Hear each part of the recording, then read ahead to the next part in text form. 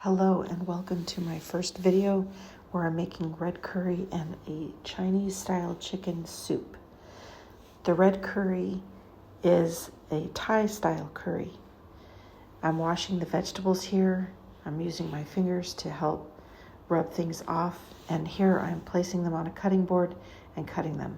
And then I found this bad piece, so I took it out. Cutting things into bite-sized pieces, setting them aside. You put them away from the cutting surface so you can keep working.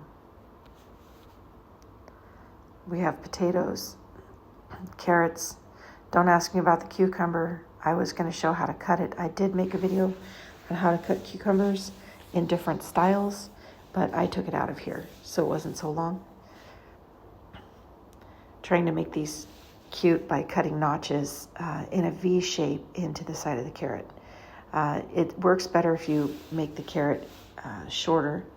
So cut the carrot into chunks and then do it that way. All right, we have ginger. Make sure your ginger is clean. As long as it's going into a soup and you're not going to chew it, you don't need to cut the skin off.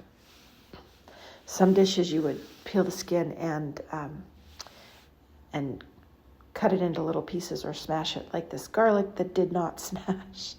I have the worst knife because we've just moved 2 weeks ago, and all of my kitchen stuff is still with the movers. I had to buy this cutting board and this knife and my other dishes that I'm using here in our new place. I made the mistake of putting the vegetables together, but they have different cooking times. And this is something to be aware of when you're making meals.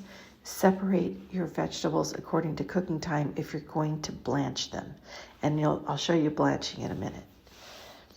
Anyway, with the broccoli, you cut through the stems, you pull it apart instead of cutting through the top of it.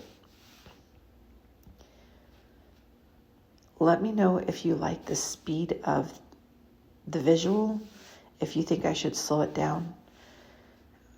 I cut up an onion to put into the soup. So we've got 2 meals going on here, which is why there's so many things.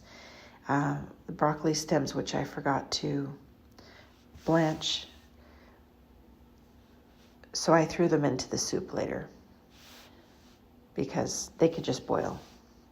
I also didn't show that I put enoki mushrooms in the soup, which is why the final picture shows something that looks a little like noodles because they're long and stringy.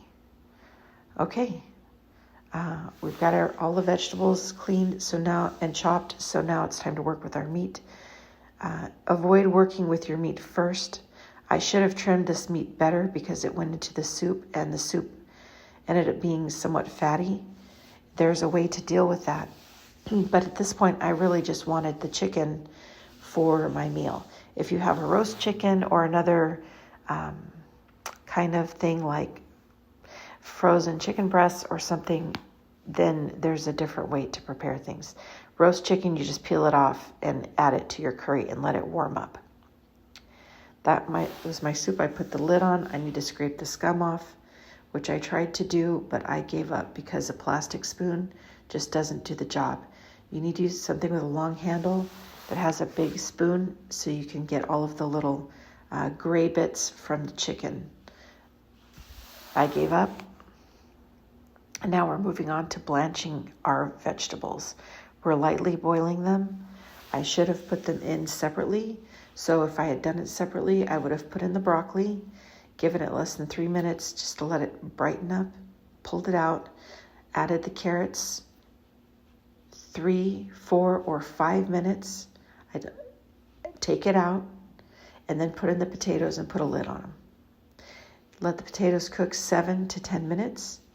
You're going to take the lid off, and if you can push your spatula through the potato without any resistance and it just slides right into it, that's when your potatoes are perfect. You take them out. Okay, I went to an Asian market. This is the paste that I could find. This is red curry paste. It smells and tastes actually a little bit better than the stuff in the jar, but it's the same. I add oil to the pan.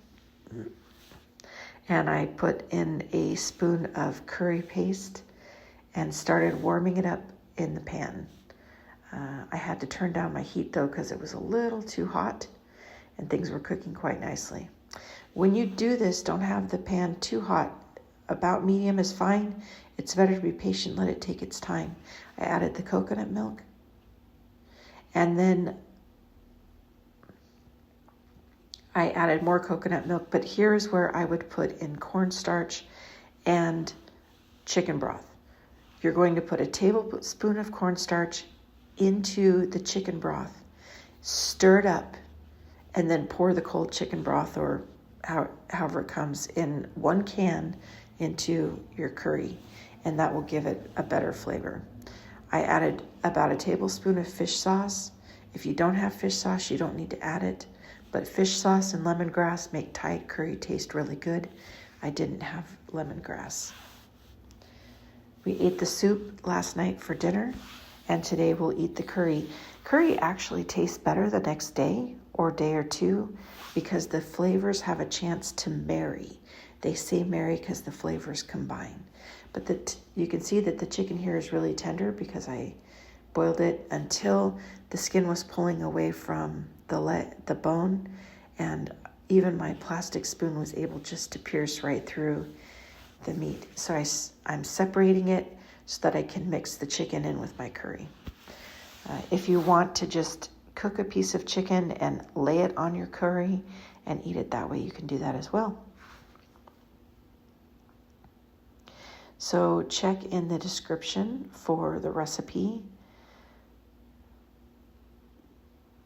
I tasted it. It was good. I will be transparent.